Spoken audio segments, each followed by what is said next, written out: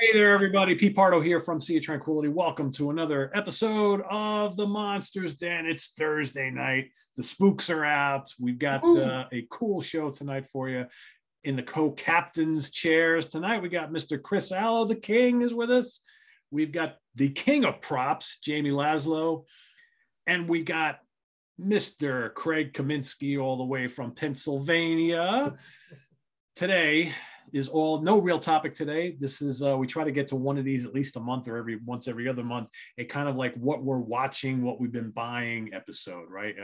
As you all know from watching the Monsters Den, we are regularly picking up new stuff, watching stuff to cover for topics, pulling stuff out of the libraries and getting new 4Ks, which seems to be all the rage now, right? So I asked everybody to just kind of cobble together whether physical stuff or maybe stuff they've been watching on TV or whatever. And we're going to talk about some flicks we've been watching, things we've been buying, that sort of thing. So we'll have Craig kick us off. So we'll go Craig, Jamie, Chris, myself. We'll go round and round till we get through everybody's stuff. And Craig, what do you got to start us off with?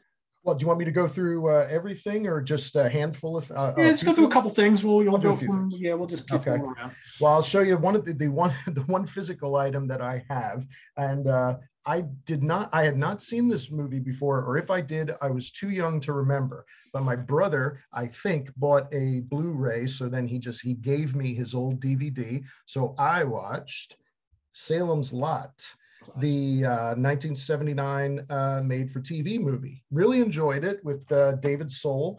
And the one thing I was really surprised at was how bloodless it is.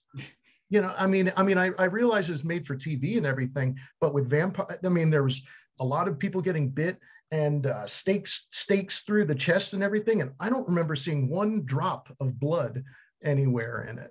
But still, really creepy movie. The iconic part of the kid touching the glass window to let his little brother let him into the room is still creepy, despite being PG for the time and everything. So really enjoyed that. Moving on, a couple Fridays ago, I believe it was, on Turner Classic, they showed a few movies that were between science fiction movies specifically that were between. That were pre-Star Wars, but from 1968 through 1976 or so. One of them was Westworld, which from 1973, which was on too late, and I didn't feel like staying up for that. But the first one that they showed, and I took pictures of these, so I'll try to angle these as best as I can. One of my favorite movies of all times, and I'm sure some of yours as well. The Planet of the Apes, 1968, one of my absolute favorite films.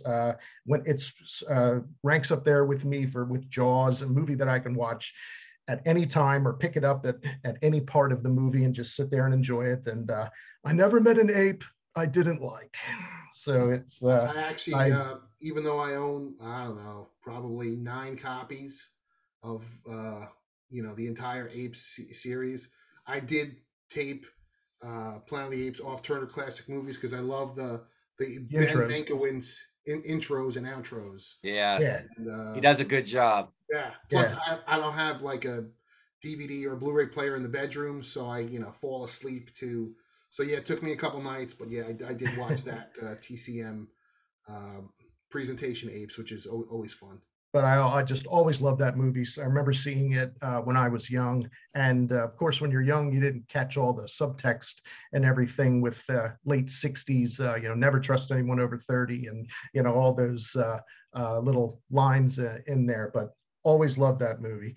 After that, they showed another one of my favorite movies that I remember vividly watching as a kid, 1976's Logan's Run, which... Wow.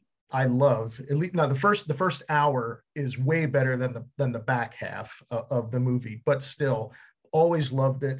And for some reason, just that whole your life clock is burning, or you once you get to 30, the Sandman will come and get you and to take you to the fiery ritual of Carousel. So I always enjoyed that movie, but. Moving on, and one of the other, which I know at least Pete saw, and at least it's probably an hour and change of his life that he may wish that he had returned to him, as do I. We watched the Texas Chainsaw Massacre, the newest version of this, which is, I believe, the 9th movie in the series, to my understanding. And it was, how you say, not good. And it's supposed to be, I mean, it's supposed to be a direct sequel, ignoring all the other movies. Right. And the premise of it is in this it's modern times, and a bunch of gentrifiers decide to buy an abandoned town in Texas and turn it into some sort of hipster cool place to go. They find an abandoned orphanage. There's a squatter in there, and she's taking care of this big guy who happens to be Leatherface. Who's been hiding out for 50 years since the first movie. It's like, and hasn't killed anybody in that time. He's just been hanging out. And he moves pretty well for a man who's, I'm going to guess, 75 or so. Yeah, that's what I heard too. For an old man, he moves pretty quick. Moves. But his hair's a little on the gray side, so I guess that. But he's been keeping in shape. Let me tell you, very sprightly. But the thing that annoyed me the most, and after I got done watching it, and again, you guys can probably attest to this too. So he doesn't even use the chainsaw until 45 minutes into the movie, something like that. Yeah, or further. Yeah. And so, and I don't care if I spoil this because this fucking movie was terrible. But he goes back to the orphanage and he breaks down some drywall, and behind the drywall is his chainsaw. I heard now it's a vintage chainsaw, I'm guessing. And not only did it have gas in it, which I would assume is 70s leaded gas, the fucking thing starts right up. I cannot get my lawnmower to start after 3 months in the garage. That first cut is a bitch. And this fucking guy is not sitting there going, boom, boom, primer it, to keep with the woke narrative of the movie. Really, he should have had one of those chainsaws with the rechargeable lithium ion battery. Totally, yeah. To just click it and cut away.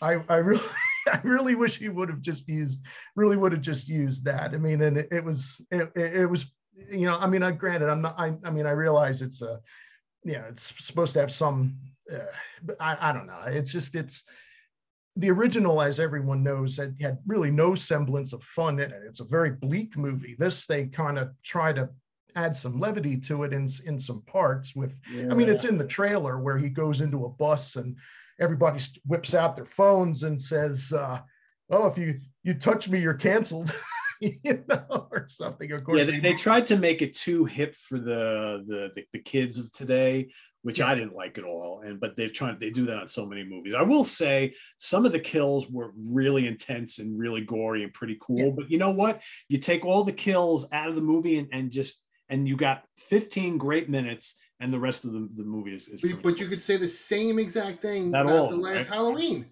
Yeah. It's the same thing. They even did the same. Gory, but the story was useless. And they did the same thing with taking a page from the new Halloween movies, where Sally, I believe her name is, she, the survivor. So she's an old lady, and in the movie, just like old Jamie Lee Curtis. I mean, in the newer Halloween movies. So it was just a pile of shit. I don't recommend it unless you need a good laugh, or so. But so Chris, I know, Chris, you haven't seen it. Jamie, I haven't seen it yet. Someone told me about it yesterday. He said it's not bad. It's short, to the point. Just fast forward about 45 minutes to get all the gore, all the violence at the end. But whatever they did to it, it worked as far as Netflix goes, because I heard it was something like the second most watched show in the shortest amount of time in Netflix history. Like a shit ton of people watched it. Yeah. So they'll make another one. Yeah. I won't give anything away, but when you see the end of the movie, there'll be another one. And then it'll be 80 in that one. Yeah, and he's gonna. I don't know how he can use a chainsaw when he's gonna be using a fucking walker, to get around, But anyway, and last one I'll mention is I blew through it for right now. I blew through it in 2 days. I watched Squid Game and from Netflix. That's a South Korean program, and it's, to my understanding, the most globally streamed show ever. Pretty violent. Has to do with people who were in a lot of debt getting the opportunity to win lots and lots of money on a game show of sorts by playing children's games like Tug of War and Red Light, Green Light, and things like that. Has some pretty good violence in it. Good story. 8 episodes. It's 9 episodes, and a lot of fun. You guys have probably enjoyed it. If you haven't seen it already, it's a very popular show. Yeah, a lot of people talk highly about it. Yeah. So. Yeah. I decided not to do it. I was like, There's just so many shows. I mean, I know. I can't keep up with what I watch as it is, which is not much. Yeah. I know. Yeah. But no, I've heard great things about it. So cool. All right, Jamie, a couple from you. Well, I got a lot of stuff around me. I don't know where to start. I did some bad things this weekend. You want to talk about the curse? I got bit bad. I don't even know if I should publicly say what I spent because I added it up Tuesday night out of curiosity, Friday afternoon to Sunday morning, because you just hit buy now. There's just button pushing buy now. Was it beer buying? Were you sober, or was it beer buying, or a little bit? It was sober and drunk. Buy now. And pretty soon my wife is going to say buy now if I keep doing it. So let me just go through a lot of it real quick because Chrissy's going to need a garage like you to start hiding all the stuff pretty soon, right? Tough. It's tough. I do sneak it. I did bite the bullet and pull the trigger on the Evil Dead box set. Had to do it. I've been putting it off for months and months. I already have both Evil Dead and Evil Dead 2 and 4K. I don't have the series. Do I just buy the series and keep? No, I got this. And I bought 2 figures to put next to it because you got to have the figures next to the box set. If you see, I got my figures up there by box sets. These things, what do you do with these things that come with? I don't want to throw them away. It came in the back. I try to somehow fit them back into the box. Yeah, I was going to say. Yeah, it doesn't fit in this box set. So I keep it under. You might have to fold it. I haven't really watched what they look like I watched for like a second. They seem nice, very grainy. Jamie, you like that the shelves behind you? Yes. You could pull them all out and put the piece of paper behind it and then push it in. Yeah, you can do that. I got it longer shelves. Because you're going to get a lot of them. So put them all back there. Just have them in the back. Yes. Although, here's my question. I love some of these box sets because of what they have in them, but pull that box set out again. Where you store these things? I fucking hate those. I have this.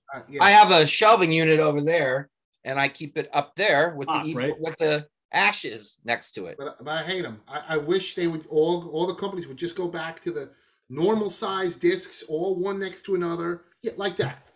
Speaking of which, why does everything got to be in a fucking huge box? Since we're on the subject, Godzilla box sets. Godzilla, Star Wars, Planet of the Apes. I got 7 or 8. We're on the subject. This thing, that's the fucking worst. I hate it. So here's the thing with this. What do you do with that thing? I can see them in the meeting room going, Godzilla, the big guy's got to have a big package, right? Yeah, on paper, that's a great idea. But when you get it in your hands, no. But some dude on eBay was selling the like empty cases with 2 covers, volume 1 and 2, so you could put it on the shelf. And I was buying empty cases off of Amazon for $14.99 each. So I'm like, he's selling it for $30 with the slipped-in covers.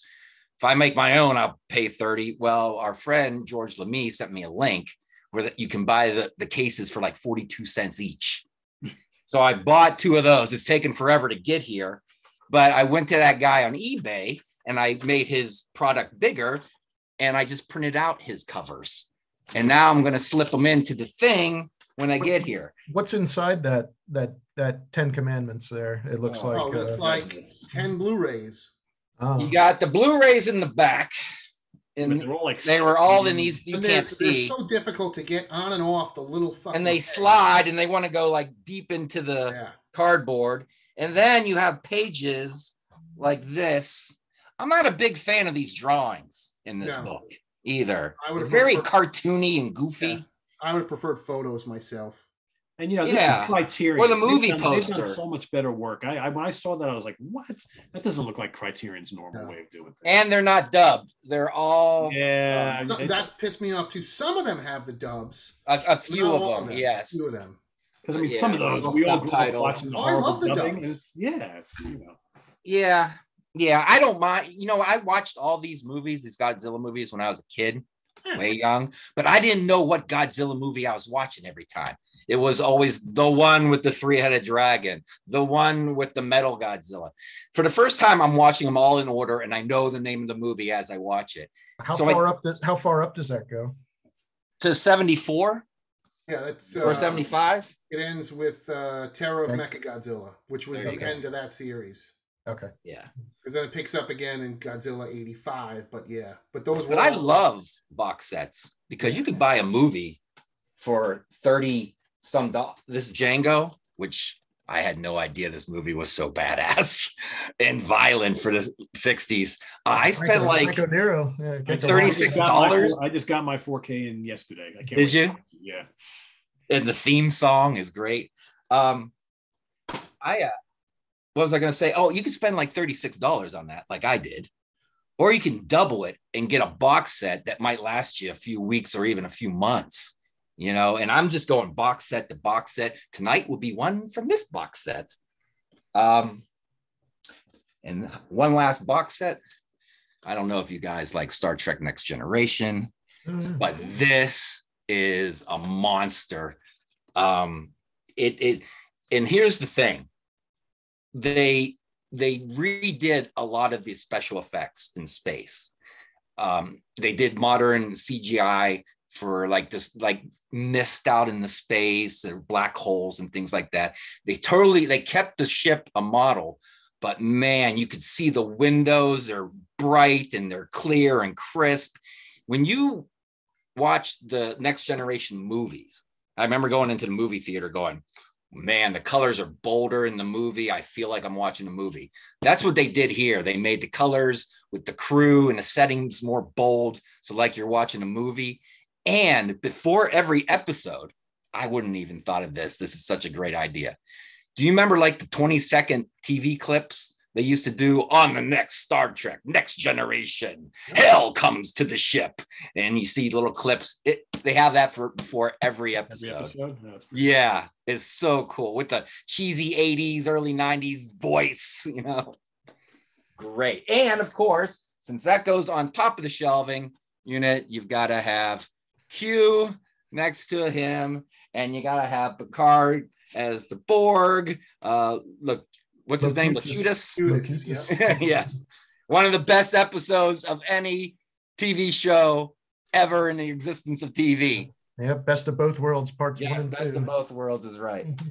So, do you want me to stop there? Because that was kind of a lot.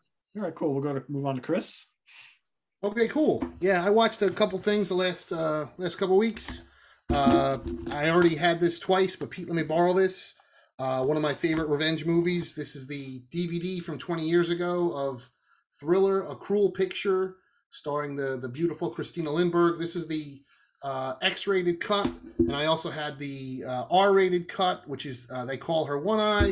And Pete, let me borrow the brand new Blu-ray from Synapse Films of Thriller, which has I don't know if this has both versions or just the porno insert version. I think it's just which was Thriller. Version, yeah. And it's got a bunch of extras, but all the extras are already on the old DVDs. This is coming out later this year on 4K from Vinegar Syndrome. But it was awesome to watch it again on Blu-ray. I'll be completely honest, picture-wise, I couldn't tell much difference between the new Blu-ray and the old DVD, but it's a great revenge movie that I've talked about quite a few times on the show. And yeah, if you haven't seen it, you should totally check it out, or wait for the new version to come out later this year.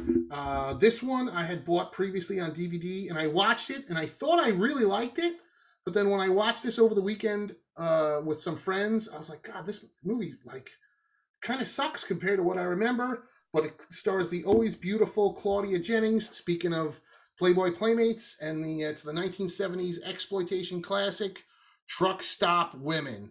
I saw that recently myself. Yeah. There's a lot of great nudity. You know, Claudia Jennings shows her boobs like 3 times. A bunch of other girls get naked. But overall, as a movie, it kind of sucks, to be honest. I don't know what you thought, Craig. Yeah, it was okay. I mean, Uncle Leo from Seinfeld's in it too. Yeah, Uncle Leo from Seinfeld. And there's a couple other, familiar faces. But as far as a movie, it kind of sucked. But hey, Claudia Jennings got naked, so I was happy. I was happy on that. What else did I see? I rewatched probably for the 10th time each because I had a buddy over who had never seen them. The John Wick movies, John Wick 1 and 2. And I still say the second one is not as good as the first one. But man, they look great on 4K. I got to say, Jamie, on that, when I rewatched John Wick in 4K, I thought it looked okay. But John Wick 2 looks amazing. The colors really pop. Because I already have John Wick also on Blu-ray. So I think I don't know if the upgrade was really worth it for the first one. But man, the second one, yeah, just looked stunning. And you can get them for $9.99 on 4K. And actually, they have a little mini box set that's got all 3 of them on 4K that I bought for my wife. Yeah. Okay. Yeah, I have the third one also on 4K, but I didn't rewatch that this weekend. What else do I have? This one was a shot in the dark because of the who was this? Was it Synapse, Pete? Severin? I don't fucking know. This one's called The Halfway House. Oh, it's from the. Did you have this one, Pete? No, you told me not to get it. Yeah, don't get it. It's long story short, it's somebody tried to do like a nunsploitation slash rubber monster movie in the early 2000s. There's a lot of nudity. Some of the rubber monsters are kind of cool, but overall as a movie, it just kind of sucked. So yeah, I picked it up when somebody had a sale. I can't read it because of my eyes, because of the olds. Oh, there it is, Severin Films. Yeah, sorry, Severin. This kind of sucked. So I wouldn't pick that up. I want me to keep going, Pete, or no? Save some for your next time around. Okay, all right. So yeah, there we go. All right. And we got the 2 TV shows too, if we mention that. Oh, that's right, yeah. All right, so I took advantage of Vinegar Syndrome sale a couple times in recent months, and one of them I bought a whole bunch of things, including the new Paul Morrissey Flesh for Frankenstein box set, right? Which again, this is a box that I can get down with, right? Fits on the shelf with everything else. Not twice the size, and you get the Flesh for Frankenstein, and then also the same film in 3D, right? So, which is pretty neat. Tons of extras. Interesting take on the whole Frankenstein legend. It's a very sexual film. There's plenty of gore, plenty of nudity. It's just wacky Euro Frankenstein from the 70s. Pretty cool film. And what else we got here? All right, so I've not even done watching all of this because there's so much content on this Blu-ray set from Severin. All the colors of Giallo. Yeah, that's loaded. If you have any interest, we get a lot of people who comment on the channel because we talk about Giallo stuff all the time. We talk about Giallo on Facebook all the time. And I've been watching tons of Giallo films in recent months. And I think if there's anybody watching who is really looking to get into Giallo films, past the Bava films, past the Argento and the Fulci films, the big ones, there's a ton of other great ones. You got to get this, because not only does it have like a great 90-minute documentary about the history of Giallo films and all the big players and all the great movies, you've got like 4 hours of trailers of just about every Giallo film that's ever been made. And the trailers are not like 30 seconds long. They're like 3-4 minutes each. Right, so they're all the European trailers. Exactly. So, and basically like what I was doing, because I have a shitload, but I'm watching these trailers and this is something I've never seen before. I don't own. I'm writing down some notes. I'm going investigating it, depending on how the trailer looks, and tons of great stuff. Lots of interviews on here. This is well worth getting. Hours and hours of entertainment. There's 3 discs. You got the Blu-ray with the documentary. You got a DVD with other bonus additional stuff. You've got a CD on here with some songs and stuff, some soundtrack stuff. It's just really, really great. So that's the name of the documentary. All the colors. Yeah. Okay. And then it's funny because the compilation of all the trailers is called the Giallothon. Okay. All right. It's over 4 hours of trailers. So basically, you get disc 1, you got all the colors of Giallo, the feature-length documentary. You get Giallothon over 4 hours of trailers. The Giallo Frames interview with John Martin, editor of the Giallo Pages. You get audio commentaries and all sorts of stuff. Disc 2, you have additional trailer compilations. You got an interview with more film historians. And Disc 3, you got the sounds of some of the films and stuff. So it's a great set to have. Chris convinced me to get this. And I'm glad I did it. And I was going to say one thing I would definitely add, Pete. The trailer compilation is awesome, but you really need to watch it twice because there's a running commentary on the trailer compilation where they have the Giallo experts. Because I did what you did, write down the ones that sound really good, but they have the Giallo experts do the running commentary, and they're like, "Listen, this trailer looks great, but the movie sucks. Don't watch this one." Wow. Definitely, you definitely need to watch the trailer comp twice. I mean, it took me days to get through the trailer comp twice. I've already sat down 3 times with this, and I'm not even like halfway through the Giallothon. There's so much on there. Yeah, there's so much that's really, really well worth the money. Yeah. So this, you brought up the John Wick, and I had to bring this up because I've watched this movie like 3 times now. This movie is such a blast. If you love the John Wick films, you've got to see Nobody. Yes. I have it, Pete. Still haven't watched it yet. It's on HBO this month. I haven't seen it yet, though. Oh, this is so good. I mean, I absolutely love Bob Odenkirk as Better Call Saul. And he plays so opposite of normal character on here. He's basically this guy who is a professional killer for the government, who's basically trying to have a normal life now. And he gets pulled back into everything. And you get to see he plays like a total like assassin killer, And you think he can't pull that character off. He does. He totally does. He totally does. And Christopher Lloyd is his father. He also used to work for the FBI. He's in a nursing home. He's a kick-ass killer as well. And it's such a great movie with relentless violence. It's just crazy to see him in this role, and he completely pulls it off. And the movie doesn't let up for a second from like literally the first like 3 minutes, and it just goes nonstop. I mean, Chris, you are going to love this when you finally sit down and watch it. It's so good. It's sitting next to my 4Ks of Alligator 2 and Flesh for Frankenstein. I'm like, man, I got to watch Alligator 2 I watched also this weekend. I mean, Alligator 4K, which is amazing. And then my last one for right now till the next go around is the brand new Steelbook Blu-ray of The Kindred. Oh, right. I got to get that. Yeah, this is fantastic. There's the Steelbook right there. I mean, look at this packaging, man. This is like fantastic. And then you get you got the Blu-ray, you got a booklet, you got the DVD, and what the hell else is this? 2 DVDs, yeah, all sorts. Their soundtrack? Yeah, the soundtrack. That's right. You got a Blu-ray, you got the soundtrack, and then you got the everything on DVD. So this is a great Steelbook slipcase, the whole 9 yards. I bought it directly from where did this come from? Synapse, and it just came out like literally like a month ago. So if you're it's one of the best like monster movies of the 80s, rubber monster films. Great cast. Can't recommend this highly enough. Really good. Back to Craig. All right. I had just wrapped up this Netflix show over the weekend. I'd mentioned this to I think Chris and Jamie before. This is called Archive 81.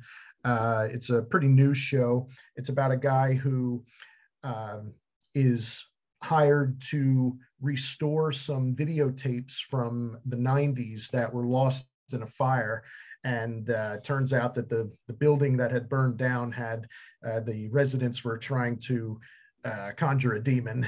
And kind of weird people and weird things that you see in the screen. So it's about 8 or 9 episodes. It's pretty good. Has an open ending, so it may, I don't know if it was renewed or not, so it may lead to a second season. But I heard good things about that. I thought it was pretty good. It's kind of like if you guys saw that movie with David Caruso called Session 9.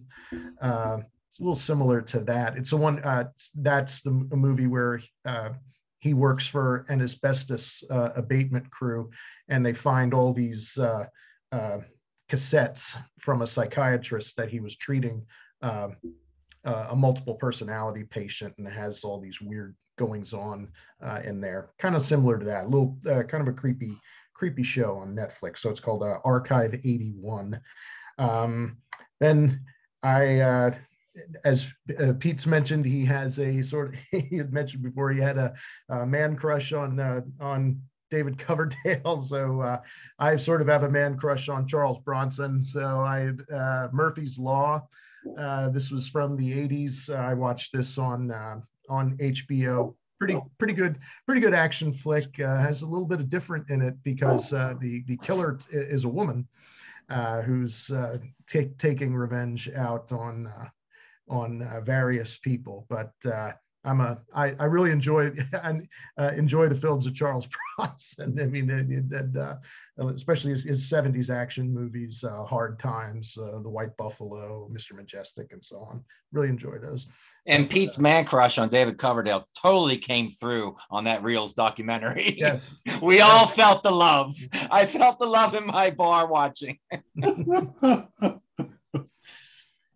Is what it is, right? And I just watched the latest episode of this tonight on HBO Max. It's a science fiction show that Ridley Scott is one of the executive producers, called Raised by Wolves. Really good. That's on the second. It's about midway through the second season now. In a nutshell, it's about in the future, the world is pretty much destroyed as a result of a religious war between religious people and atheists, and a Terminator, pretty much a Terminator robot, android, is now charged with raising a family and sort of bringing back the human race on another planet, which is planet Kepler 22b, which is a real planet, and really, really violent. Really good show on HBO Max, and again, it's called Raised by Wolves. I saw a few episodes from season 1. I haven't seen any of season 2. Yeah, I did the same. I watched a bunch of season 1. I can't remember if I finished it, and I know I didn't watch the new season, but I was interested enough that I would go back. Yeah, you guys would enjoy it. The second season, they're basically on the other side of the planet. In the first season, everything is pretty barren. If you remember, nothing grows. They go to what's called the tropical zone, which is the other side of the planet. And there it's, you at least have plants and trees, but there's an ocean completely made of acid so that they can't swim or anything in it. So it's pretty cool. I always like that actor guy, the guy from Vikings. He's always really good. That's the reason he's kind of the villain in the show, if you recall. And then I just wrapped up a week ago, and I'm sure Chris, maybe you guys did too, Peacemaker, yes, with John Cena. Really, really fun DC superhero of sorts show, which has some really fun music in it, which a lot of cool 80s, some hair band stuff, and some not, or some newer songs which sound like they're old, but they aren't. Fun show. Really, it's nice to see John Cena sort of in this different role, how he just lets it rip at all the scenes and everything. So if you looks like he's having a blast. I mean, I still have I think I have 2 episodes to watch, but he's just, it's a tour de force for him. It's like he finally, I think, found his niche, Yeah, and he was really good in the Suicide Squad, the movie that he was in, not the Suicide Squad, not the one with Will Smith, the one with Idris Elba. That's the better one. What's the saying? There's never a wrong time to rock. Yes, that was a great line in that And another movie that I watched recently on HBO, and I believe Pete saw this recently himself, called Antlers. This was pretty good. And as soon as I saw that, I was like, well, the Wendigo, that's not what he looked like in the Incredible Hulk comic. I really enjoyed this quite a bit. White and furry in the comic, right? Yeah, he looks like Bigfoot. Like white. He's all white. Yeah, but no, I enjoyed that. I thought it was pretty good, and I had a decent cast with it too. Kerry Russell and Jesse Plemons. So yeah, it was good. Little on the creepy side, but pretty good. And then last, I mean, I know Chris's feelings for it, but I had wrapped up the book of Boba Fett, and I liked it. I mean, there were some goofy parts in it, but as a whole, I did enjoy it. I mean, although the Mandalorian rescue was the best part of Boba Fett, and there's at least 2 episodes that Boba Fett is not in the Boba Fett show. So, but I at least found enough to enjoy, and the last episode is got lots of action. Last episode was great.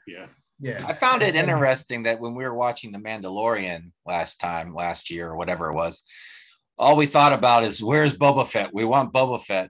And then when we watched Boba Fett this year, all we said was, where's the Mandalorian? We want the Mandalorian. Bring him back, please. Well, Boba Fett in the Boba Fett show is a fucking moron. There's no way around it. He's a fucking idiot. And in this show, he decides that he doesn't want to be a bounty hunter, and he wants to be a crime lord. But we never even get his motivation until like the 4th episode. But tactically, he's a fucking idiot. I mean, we see him crawl out of the Sarlacc pit in his body armor. We see him fight his way out of the Sarlacc pit. But in episode 4, he goes back to the Sarlacc pit, and he's like, well, where's my armor? I think it's still in the pit. And then he goes and gets Slave One, which now we can't call Slave One, and flies right over the Sarlacc pit and is like, hey, is it down there? It's like, dude, we saw you crawl out. I mean, there is just, you could go on and on about all the things that Boba Fett does wrong in this show. Not to mention, the whole fucking show, he walks around like an idiot without his helmet off, smiling. And he just wants to be loved by the people. It's like, he's not really a crime lord. Yeah. Where did this Boba Fett come from? Yeah. Then he's in the burnt out. Sorry, Pete, if I'm wasting too much time on this. He goes to the burnt out bar, and he's like, okay, well, let's go back to Jabba's castle, because it's got 4-inch fucking steel doors, and let's have our final stand there. But no, the girl who rides on the Vespa with the mechanical arm is like, oh no, we have to make our last stand here in the burnt out building that doesn't even have fucking walls. This is where we're going to make our last stand. And Boba Fett's like, yeah, we got to be by the people. But the people don't give a shit about you. The people don't come to fucking help you whatsoever. And then the end of the episode, without giving anything away, Craig's right. Episode was it 5 and 6, right? Boba Fett's not even in it. He's not in episode 5 at all. He's in episode 6 for like a minute. I don't even know if he has any fucking dialogue. So we finally get to episode 7, and at the end of the episode, he turns to Fennec Shan, and he's like, you know what? This crime lord stuff, we're not cut out for this. Like, seriously? Like, dude, you're a fucking moron. You're just an idiot.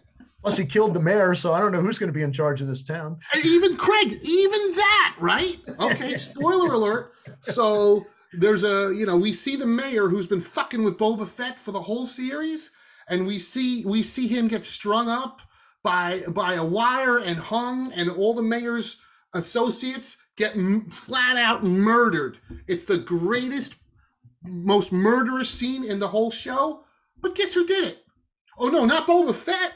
Oh, Fennec Shan, who was portrayed as a badass in the whole show, continues to be a badass. Incredible. She's amazing. She's great. Yeah. She looks great for being almost 60. Oh, she looks drop dead gorgeous for sure. Yeah. But wait, why couldn't we get Boba Fett doing the awesome murdering? That would have at least brought us back to how cool Boba Fett used to be. But no, well, he was riding his trusty steed, which like a bantha, like a bantha. Do you think that because the Mandalorian was a likable character, they kind of wanted to make Boba Fett kind of the likable character as well, kind of in that shadow? You know, honestly, I think what they wanted to do from the beginning was they wanted to do a Boba Fett TV show, but they couldn't because they were going to do a Boba Fett movie. So I mean, because what's Boba Fett? Right. He's the guy in the badass armor who is a man of very few words, who's a badass killer. So they just put that on Din Djarin, who's this new character, and that was the Mandalorian. So when we get Boba Fett, they go in a completely different direction, which is why Boba Fett never has his helmet on. He's always fucking smiling. Or sleeping. Grin. And tactically, he's a fucking idiot. Right? Whereas Din Djarin does everything great. He always gets his man. He always protects the baby. Right? Boba Fett is a fucking moron. I mean, he goes up to the kids on the Vespas who he's never seen before, and they're bothering some shopkeeper. So he's like, okay, I'm going to hire you guys. I'm going to hire you guys to be my security team. What? You don't know if they could fight. What is that? I mean, it's just fucking ridiculous. I just kind of. I love Star Wars and I loved Mandalorian, but man, this show just really questions my sanity of being a fucking Star Wars fan, much like the last couple movies that they put out. Yeah, I wasn't a huge fan of the last two or three. Yeah, last three. I like the last one. I can't even. I don't even remember. I know I saw them, but I couldn't tell you jack shit about the last two movies. Besides that, I remember seeing them. I don't remember any of the plot points about it, especially the third one. Yeah, they're a mess. Yeah. But right, Pete? I mean, don't you feel that Boba Fett, like, tactically is a fucking idiot? He can't do anything right. Yeah, I mean, my take on the whole series is, the first 3 episodes, I was like, yeah, this is boring as shit. Not really that interesting, and I don't really care about him as a character. I'm like, yeah, this guy's kind of sucks. And then as soon as the Mandalorian and Grogu came back in, I was like, oh, now we're cooking.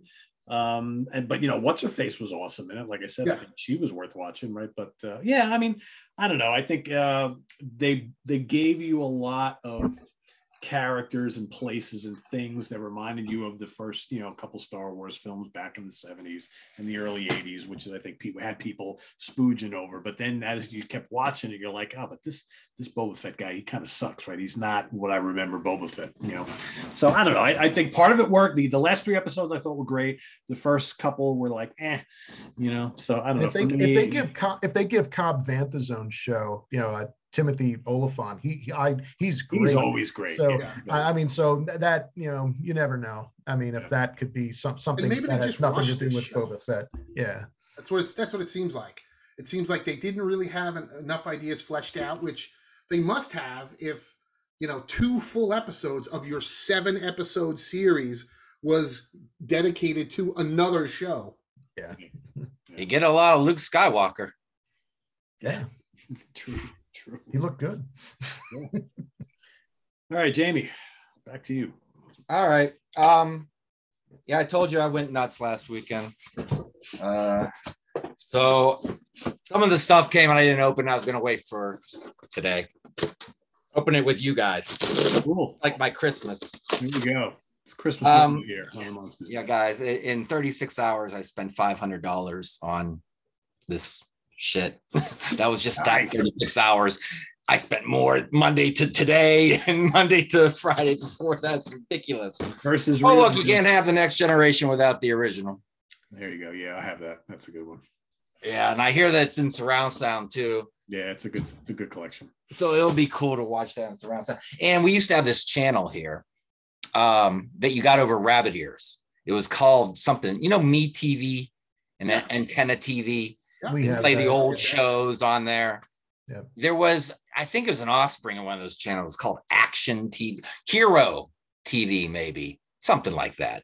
And every single night they played the original Star Trek at 8, Next Generation at 9, and Deep Space Nine at 10. I think they did Voyager every single night. And then the channel went away, of course, because I was enjoying it. My motto is, the reason good things exist is so they can go away. And the only reason bad things go away is so they can come back. That's my life motto. Anyways, I know, pretty life, huh? Now I got my own, both. I can do my own every night with those 2 series anyways. And then this got dropped off, and this is actually, I'm not sure, this is another box set. Oh, yes. The James Bond on Blu-ray, up to Spectre. Nice. So, yeah, you know they're all going to be on 4K eventually. All the Daniel Craigs are on 4K, I think. But hell with it. Is that all of them you said up to Spectre? All of them up to Spectre. Wow. Except for Never Say Never Again, because that isn't on Eon or whatever company made these James Bond movies. Yeah, but I haven't seen Never Say Never Again forever. That's a nice. I love that movie. Yeah, it's like Thunderball remake, pretty much. Yeah. And one more.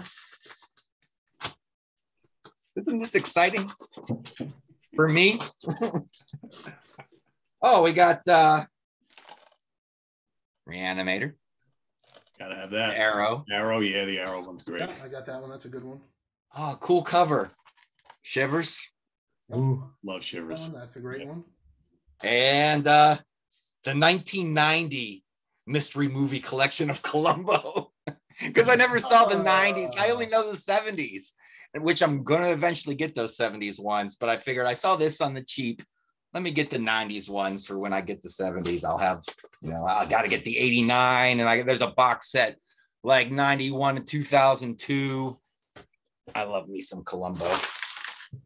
And got this recently, you guys mentioned. Love it.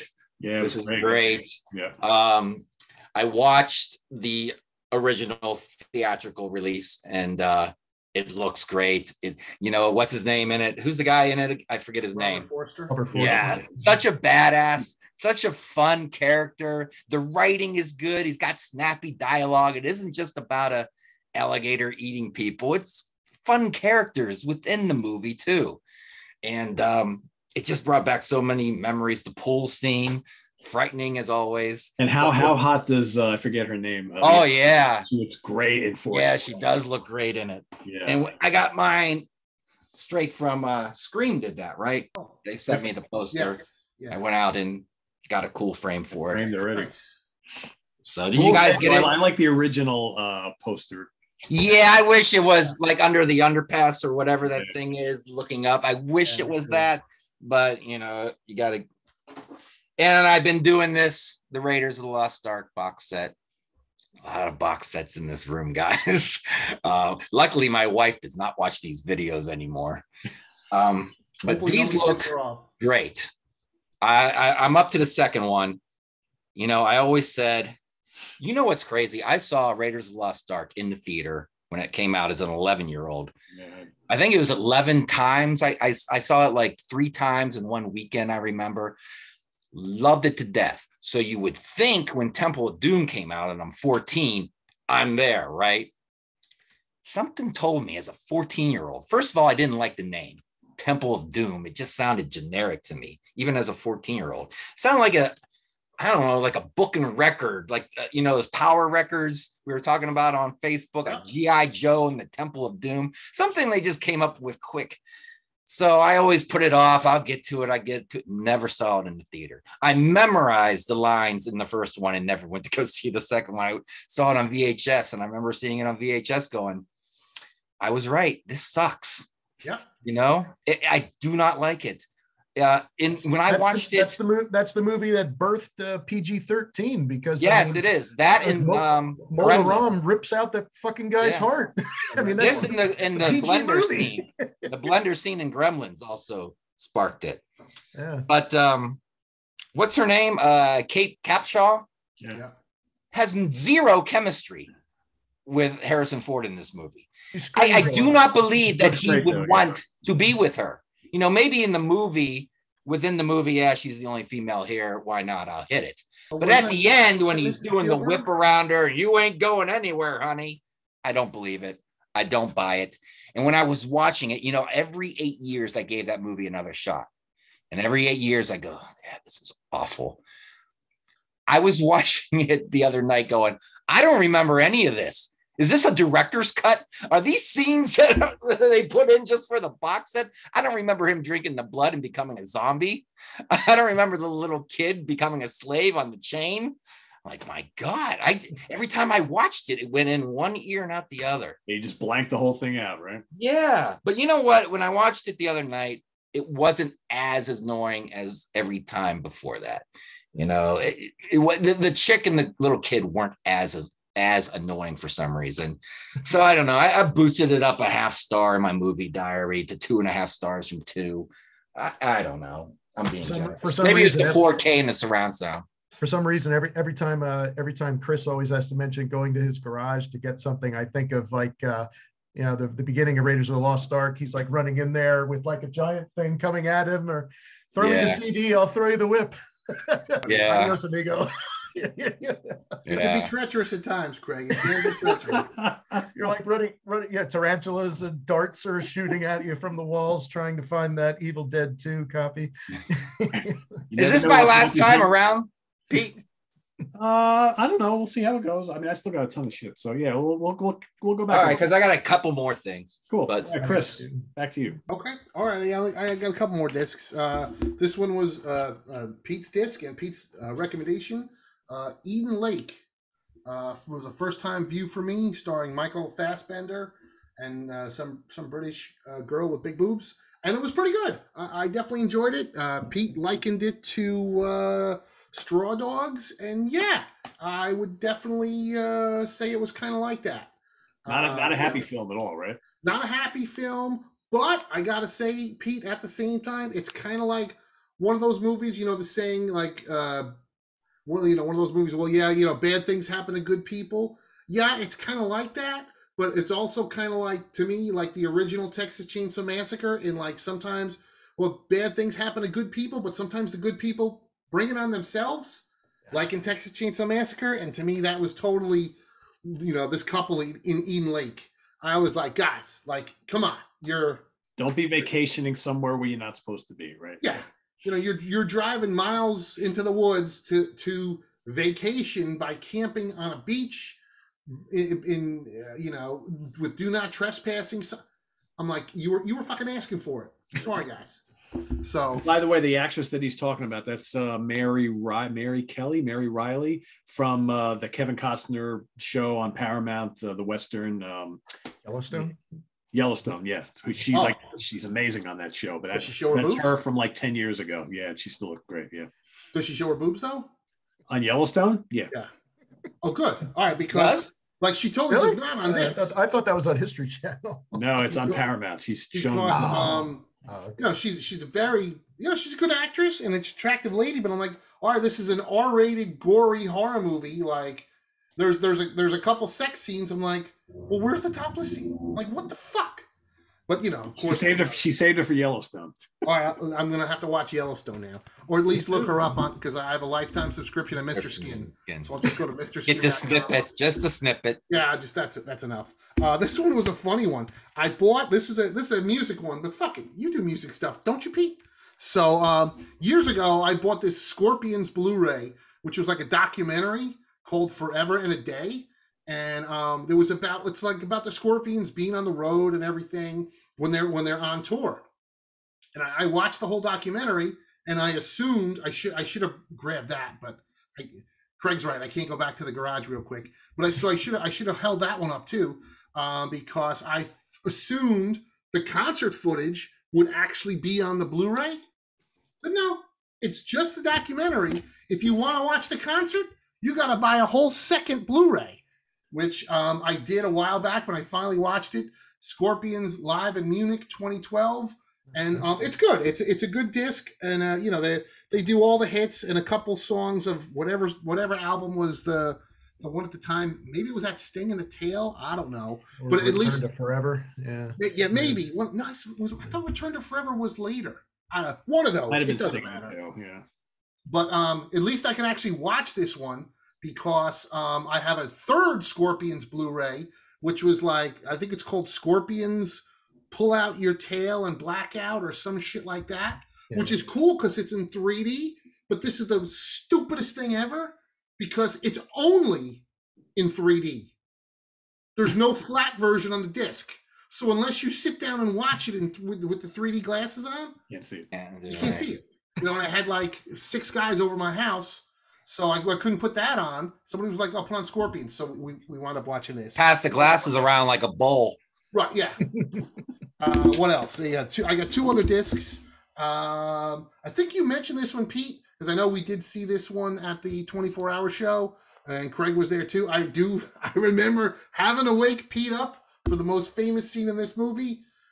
Patrick Still Lives, one of the greatest exploitation films of all time, with one of the best nudity of all time in any film.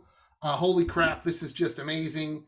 Every time I watch it, oh my god, it's so bad but so good, and tons of nudity, a plot that is paper thin. But at one point, my buddy turns to me and goes, "What is this, a horror movie? What's even going on?" I'm like, "God, dude, just go with it. It doesn't matter. Look at all these girls getting naked." I'm like, "Who even cares?" And speaking of good, bad movies, I don't know if you mentioned this one, Pete, or not. Like recently, because this one came out fairly recently. This is one of the greatest, best bad movies of all time. I had it twice on DVD. I think I gave Pete one of the DVDs. Now it's like remastered on Blu-ray, and I cannot believe it ever happened. Night of the Demon, which is the best Bigfoot movie of all time. Craig's whipping it around. There's a lot of Bigfoot movies. This is by far the best, and it must be seen to be believed. I watched that movie because based on the video that you and Pete did, or maybe Rich too, where it was, I guess, where you, I guess it was when animals attack or something. I think it might have been we did a whole Bigfoot. That movie is great. And just the lassoing of the intestines, getting Girl Scouts to stab each other. There's a biker that goes to the bathroom and Bigfoot rips his penis off. I mean, it must be seen to be believed. And of course, this is not to be confused with Night of the Demon, Curse of the Demon from the 50s, which is an amazing classic. But this is from the 70s, and who did this one? Severin. Just recently put this out on Blu-ray. I gotta get that. And yeah, it is stop everything and order this movie from somewhere.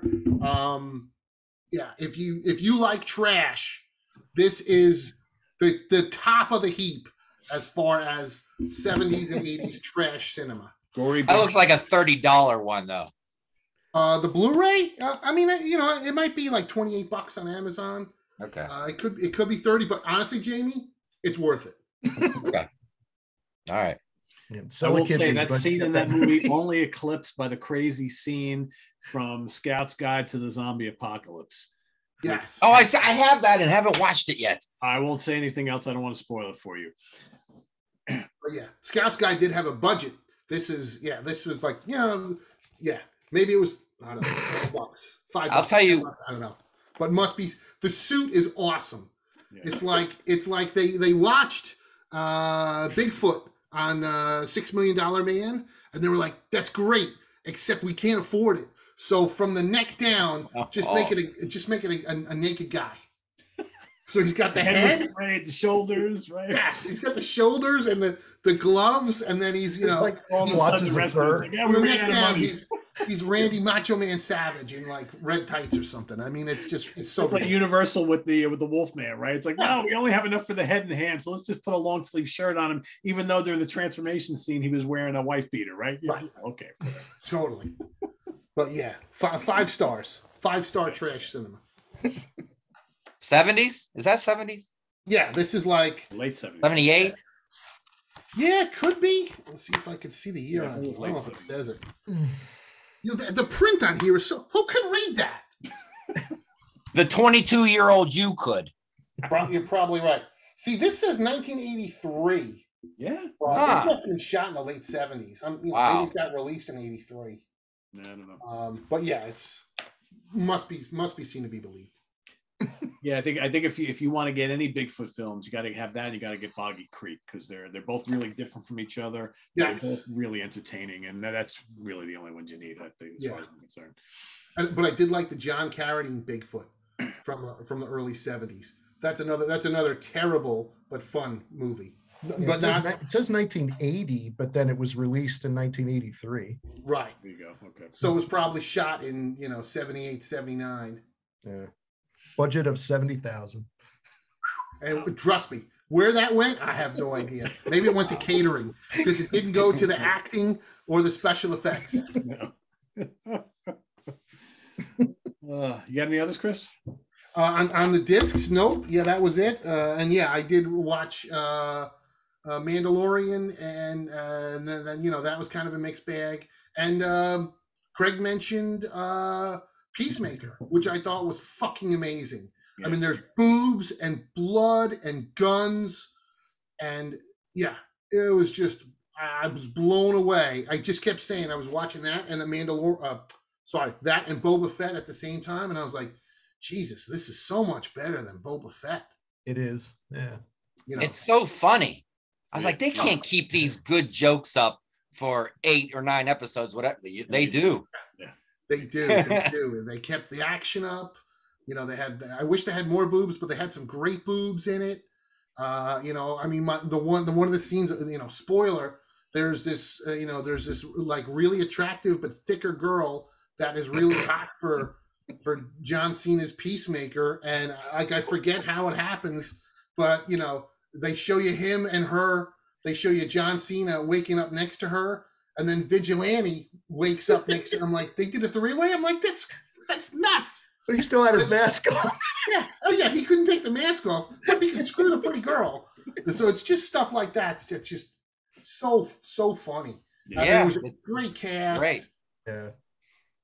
Yeah. I mean, I watched every episode twice so far, and I would probably do them again. And at the end of every episode, there's a hidden scene right at the end. So yes. It's like, I didn't even know that until like the second to the last episode. Yeah, you got to go back and watch. There's also a thing that is kind of mixed. I told a buddy of mine, my buddy Glenn, he didn't know about it. On HBO Max, there's a thing for extras, and there's like a podcast. Video podcast thing with 2 people where they review the show that you've just seen, and I'll be honest, they kind of suck. But at the end of every episode, they interview one of the cast members, and that's actually really good. It's like a 15 or 20-minute interview. So that's definitely worth checking out. I just fast forward just to the interview because I don't really need them to recap the episode that we just watched. Yeah. Kind of like The Walking Dead kind of started that. Remember The Talking Dead? Yes. After the episodes. Yeah. Yes. Yeah. Raised by Wolves does that too, but I haven't watched any of those. But they have little clips, like 5-minute things to kind of go over some of the finer points of the episode, which are fine. But gotcha. Yeah. But yeah, Peacemaker was a few weeks really on Disney Plus. We got Moon Knight, which should be pretty oh cool. yeah, March 30th that drops. Yeah, that looks really good. Yeah, that should be pretty cool. All right, I still got a bunch of things here, so I'll try to rattle through these pretty quick. I've been on a Barbara Steele kick lately, so I picked up some. I've got most of her horror films that she's worked on now. So we got An Angel for Satan, which is really good, and she looks great. This is another Severin release here. Nice little slip cover there. There she is. I love those eyes, right? Nobody looks like her. I just watched this recently. It's an Antonio Margheriti film, The Long Hair of Death. Oh, yeah. Really good. Really good. This also, I believe, has let's see, cover there. And then The Horrible Dr. Hitchcock. Not to be confused with the director. This is also quite good. These are all good, like, Gothic Italian horror films from the 70s. All really, really, really strong, really fun. I watched the 4K version of Demons. Oh, nice. Yeah. Great. Looks so amazing. much fun and looks fantastic. I haven't watched the second film yet, which I'm not a big fan of anyway, but I bought the set anyway just to have it. But just good fun stuff there. Speaking of 3D, how about Parasite from the 80s? Oh, Do you have a 3D TV, Pete? No, I don't. But you can watch. They have the 2D version of it. Right. But this is an old Charles Band. Like that Scorpions disc. Yeah, right. Good monster film. Good rubber monsters and stuff in there.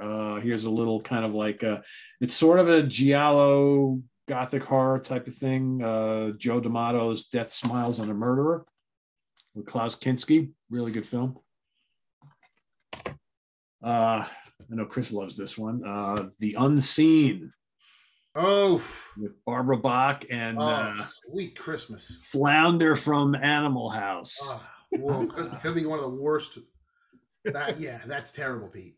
Is he the love interest for Barbara Bach? Or, No, well, he probably would want to be. I don't think he knows pretty much how to be a love interest. He's a fat guy in the diaper that lives in the basement. It's terrible, yeah. Craig. Oh God.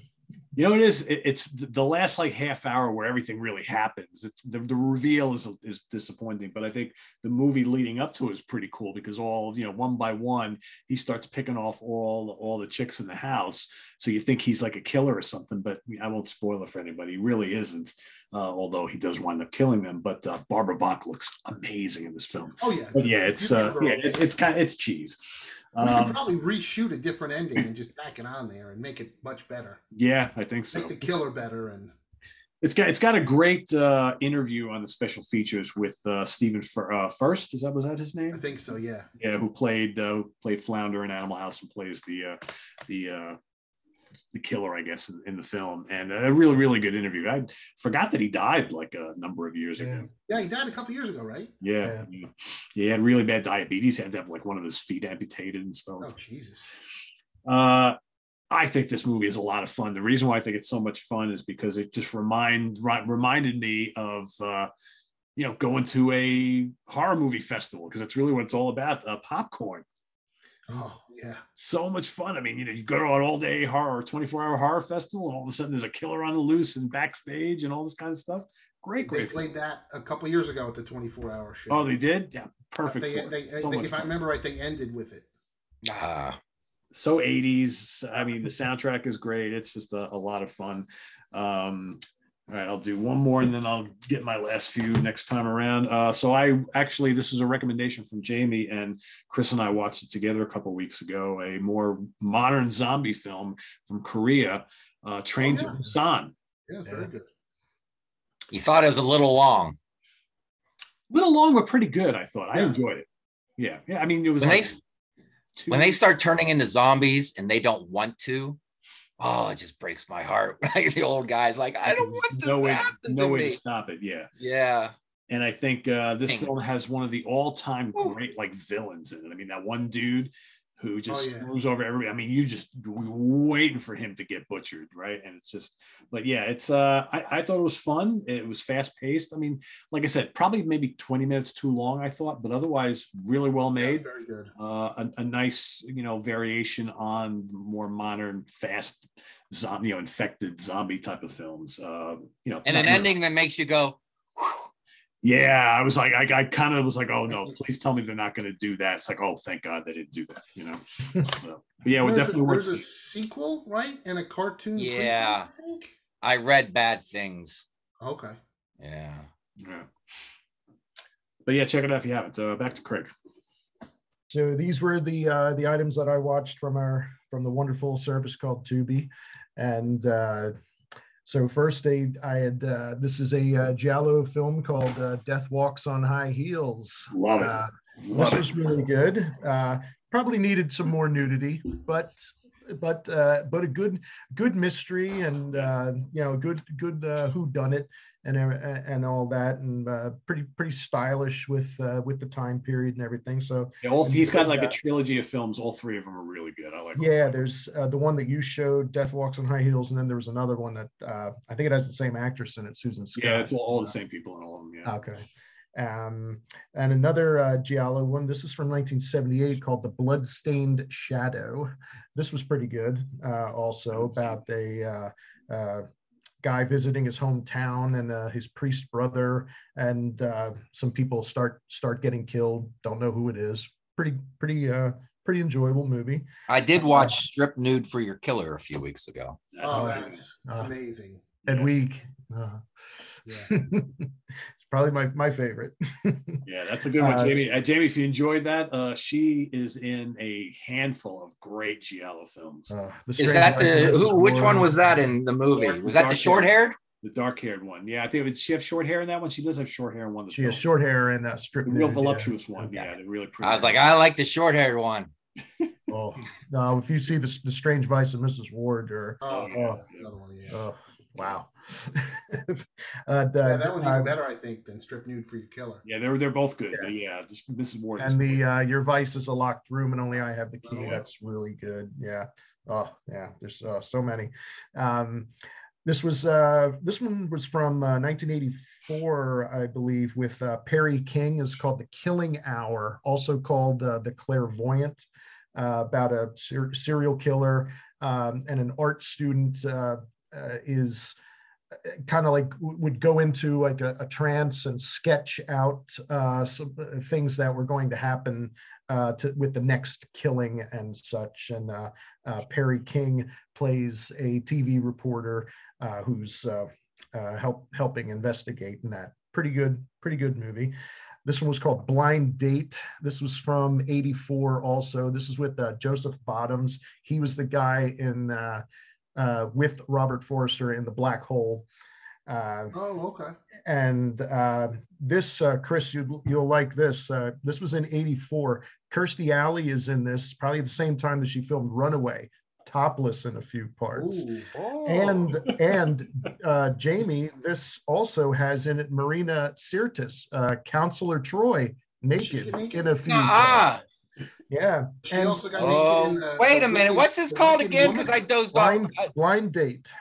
Blind Date. Not the one with Bruce Willis. Correct. No, this is from It's funny. I was going to say, I heard of that movie recently, Craig, and the first thing I said is, Jesus, how many movies are there with the title Blind Date? Yeah. Yeah. It's Deanna Troy and Rebecca. How? Yeah. It's not bad. It's filmed in Athens, I think, and so probably that's why there's some they got a free vacation out of it. But and she gets naked in Runaway, but she turns around. Yeah, well, no, this one she's you see everything and looking great at that time too. It's pretty decent movie. It's of course some of the stuff's a little ridiculous. A guy goes blind and then he gets ocular surgery from Keir Dalia, Dave from 2001, and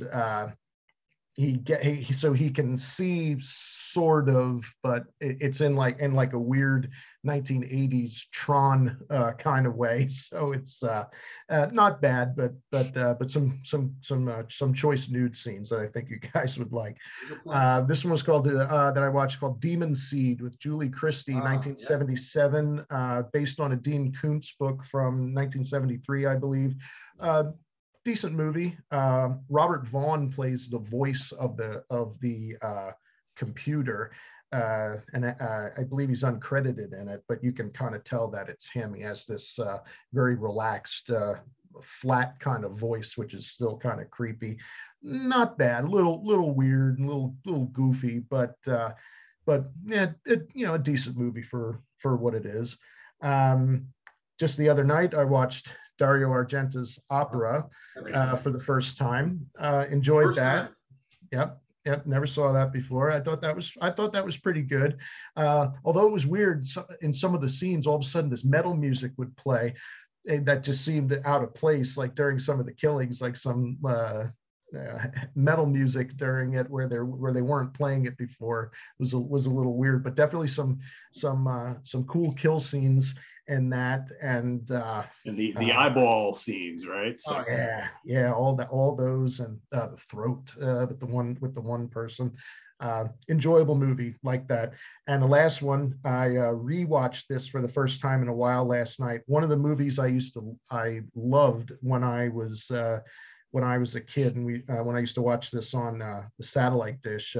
And when I say the satellite dish, when in the 80s, the development that I lived in, we didn't get cable until 1986 or something like that. So we just hadn't, and it's not that I lived in the sticks or anything, but just cable never came through. So we had a satellite dish, a 10-foot dish in our yard that you'd have to move every so often to get the channels and everything. So we used to get Mexican wrestling and and all the football games back then, that were out of market, and along with a lot of movie channels. So one of the movies that my brother and I used to love to watch, Fire and Ice, cartoon from 1983, Ralph Bakshi, written, Pete, by Jerry Conway and Roy Thomas from Conan the Barbarian fame.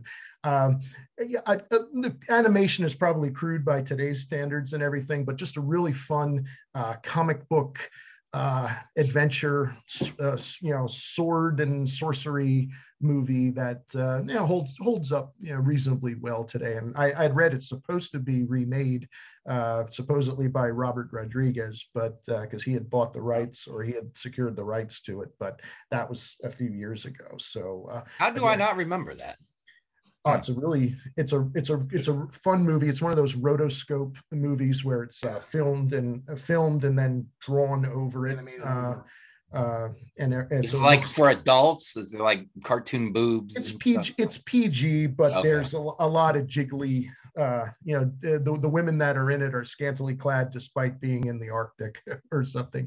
Ralph Bakshi did the exact same thing with the first Lord of the Rings film.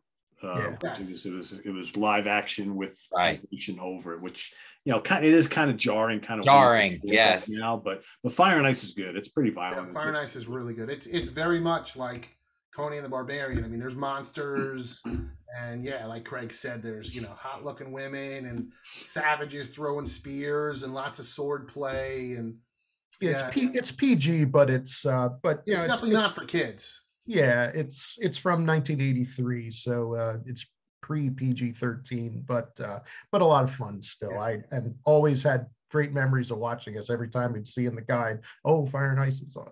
We'll watch that again. So good stuff. Cool. Jamie, you got anything else? Yeah, a few more things. I wanted to bring this up because we were talking about scenes that you can't forget in movies. I got this about a month ago and watched it, but I wanted to bring it up, called Antichrist. Willem Dafoe is in this. It's kind of an artsy movie. It's made by this guy, Lars von Trier. He supposedly does a lot of movies that are disturbing. Mm-hmm. And I'm watching this, and the first half of it is very artsy. It's moody. I think you'd like it, Pete, because of its moodiness. And then it turns into this violent thing. And there's some people watching me right now. They've probably seen it. There's the scene. It will haunt you for the rest of your life. It is probably the most brutal thing I've ever seen in a movie ever. And you're like, she's got the scissors. What is she going to do with those scissors? And you think she's going to do one thing, and she does the complete opposite, and it's worse. I learned my lesson with happiness. I'm not going to describe it because you'll think I'm a lunatic. But I'm going to tell you, if you want to watch this movie, that one scene, it only lasts a second. You'll never forget it. And you'll be telling people, dude, I saw this movie, and you're never going to believe what they did. He did a movie called Nymphomaniac too. Is that right? Yeah, it was not a two-parter. I saw that. It's kind of weird. It was very long. Kind of weird, and there's like some kind of porno inserts where they hired they have like real actors, but then they had some porno people. And well, of course, I don't know if you would like Antichrist, but that one for me, I'm going to say no. If you want to know what it is, you would like Night of the Demon. So, if you want to know what that scene is, text me. I've been diving into this big time.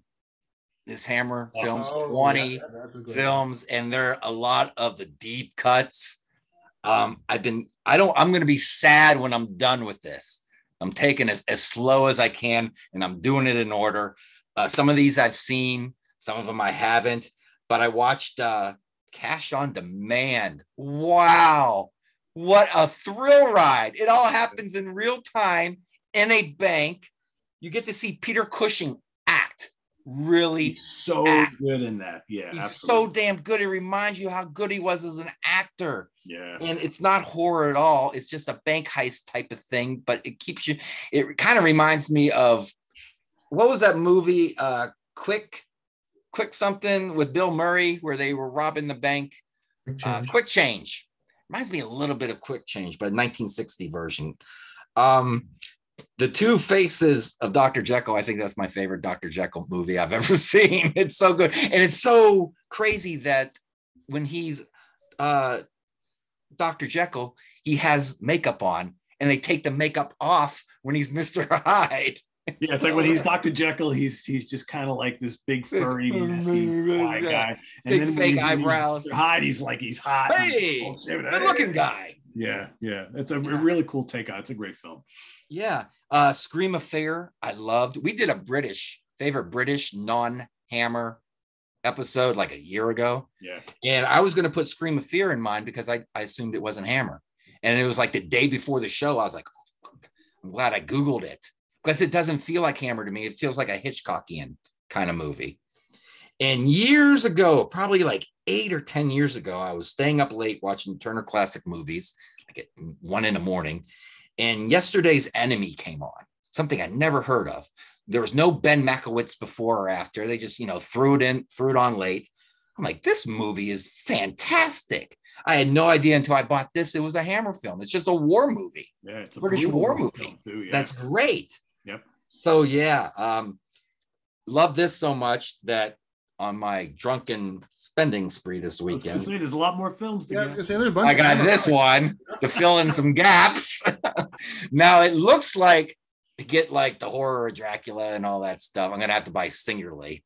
Because I don't think there's a box set with all that stuff in it. Just so you know, though, Jamie, Hammer recently announced that they were gonna like re-release everything. So I'm expecting all that stuff to come out in 4K. Yeah. There's been a whole Hammer marketing blitz. That's why we have now Hammer Mego action figures, Hammer statues. I mean, it's nuts the amount of merchandise that's finally coming out from the Hammer film. Well, I'll buy it again when I'm hammered some Saturday night. Whatever. I don't care. I bought this recently, just came in, Speed on 4K because I heard good things. And it's a fun movie. And I've been going slowly through this one. I watched the first one about a month ago, the second one a couple nights ago. I think you just bought it, Pete. I did. Planet of the Apes on 4K. I'm curious to what Laszlo thinks of these newer versions. You got to rewatch them, Chris. I'm telling you. Yeah, I'll have to rewatch. They're pretty good. Yeah. I think the second one, Dawn, It's great. do you want to call that an action flick or a sci-fi flick? I don't know what you want to call it. Whatever genre you throw it in, I think it's the best of the last decade of that genre. It might be it's one of the best movies, my favorite movies. They're so well made. We watch them here all the time. Oh God, so well written, that second one. The third one, I remember, I got to watch it again. I saw it once in the theater. Yeah, the third one was the one, I liked the first two, but I have not revisited them. Yeah. But the third one was the one that I thought sucked. And something about being underneath the camp and something wasn't logically clicking with me. I can't remember what it's called War. And there's no war. There's hardly any action. No. Every time they go to a battle, you see like a minute of it, and then it cuts away to something else. Yeah, I do remember that. Like, where's the war? Woody Harrelson's in it, yeah. In the third, only in the third one, though, right? Yeah, he's only in the third one, yeah. Okay. And lastly, Dave LaGreca's a huge fan, but yeah. But I would like to revisit them because I don't. Well, Chris, if you want, I'm getting the 4K set in, so I'm going to rewatch all three of them, and then I'll loan them to you if you want. Okay, awesome. Okay. Ray Harryhausen. I just got that too. This is a great set. It's got 7 movies on here. It came from Beneath the Sea, Earth versus the Flying Saucers, It's got the 3 Sinbad movies. What are they? 7th Voyage of the Golden Voyage and the Eye of the Tiger. I haven't seen that one yet, but I do believe he fights Mr. T in that one, Sinbad. That's what I heard. I'm not sure. Yeah. 3 Worlds of Gulliver. So yeah. So when I got this, and I'm almost done with it, what did I do this past weekend? Oh, you released the Kraken. I got all the other ones. Wow. So I got everything. This one has 2 on it. So I now have all of his, except for the documentary that he was like a part of for like 10 minutes.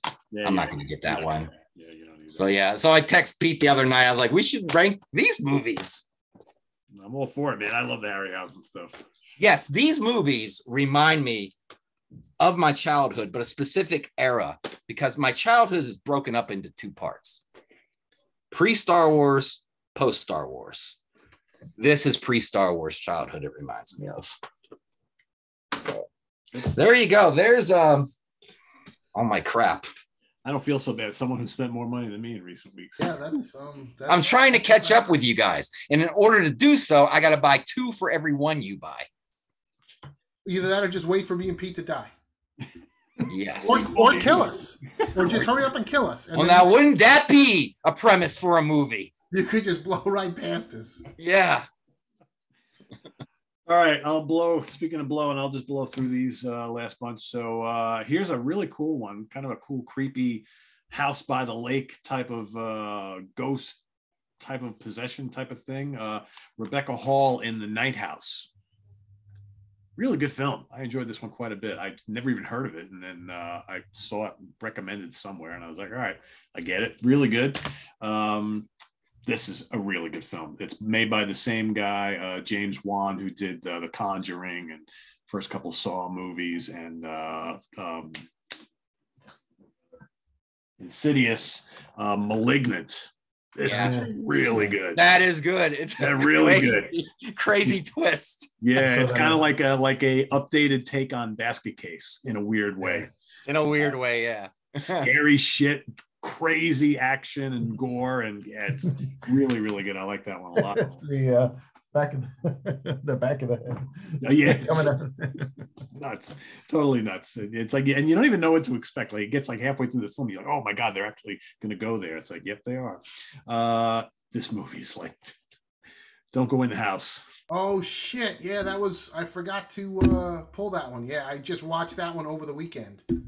It's a crazy ass film. Yes. This is like. Now there's a bunch of the similar title, like there's Don't Go in the House, Don't Go in the Basement, Don't Go in the Attic. Are those also all good? Different movies there, Craig. No. Oh, I know, but are those recommended or no? Yeah, well, Don't Look in the Basement is really good. Okay. Yeah, I'm trying to think of the. I have all Don't go in the attic. Don't answer the phone. Don't answer the phone is excellent. Yep. Okay.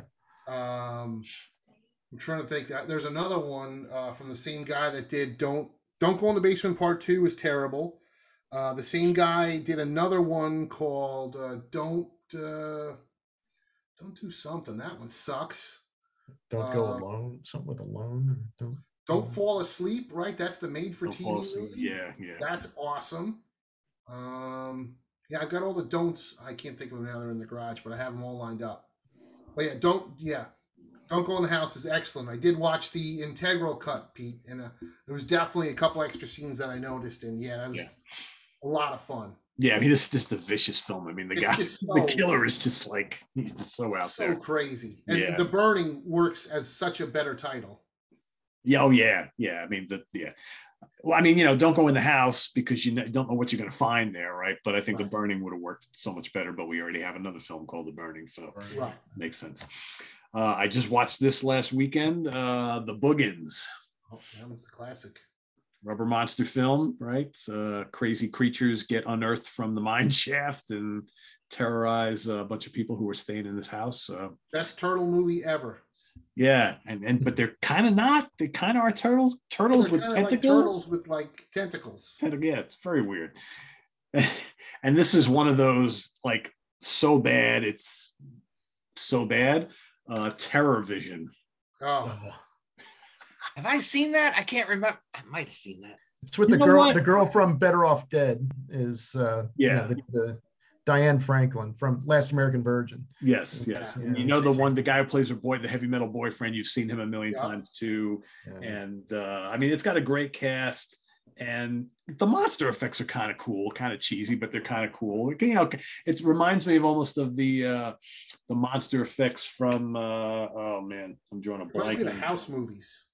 Yeah, that, and the guy who did the special effects for Spookies, the film he did, that monster, the space monster film that he did. You know which one I'm talking about. Yeah.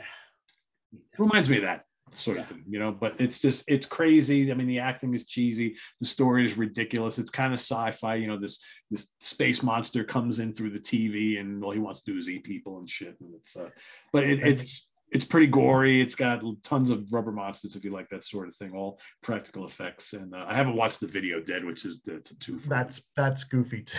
I watched it years ago, and I remember it being pretty goofy. Yeah. So that's all I got. All right. So tons of stuff. So there you have it, everybody. Power-packed episode of all sorts of stuff we've been watching. You like mafia movies, right? I just got this. Yeah, love this one. Yeah, it's really good. I think I have a Blu-ray collection with a whole bunch of. I have 2 of them. One has old mob movies, and then one that has more recent stuff, like from the 70s and on. So I think that's the older one. But yeah, that's a good one. Can't beat that. James Cagney, man. Yep. Gotta love it. So for all of you watching, you got lots of homework to do, lots of things to watch, recommendations, some bad stuff, some good stuff, some classic stuff, TV shows, all sorts of stuff. So I want to thank Chris and Craig and Jamie for coming well prepared here today. An hour and a half worth of recommendations. This was fun. So thanks for watching, everybody. Visit us on the web at www.seaoftranquility.org. We're on Facebook. We're on Twitter. But, of course, we're here all together all the damn time. For Chris Laszlo, Jamie Laszlo, and Craig Kaminski, I'm Pete Pardo. Thanks for watching us here on the Monsters Den. We'll see you all next week with more stuff. We've got Dan Brown coming on the show next week. Woo-hoo! And we're going to do an episode all about our favorite Roger Corman, Edgar Allan Poe, Vincent Price collaborations. That's coming at you next Thursday, so stay tuned for that. And we'll see you then. Take care. Bye-bye.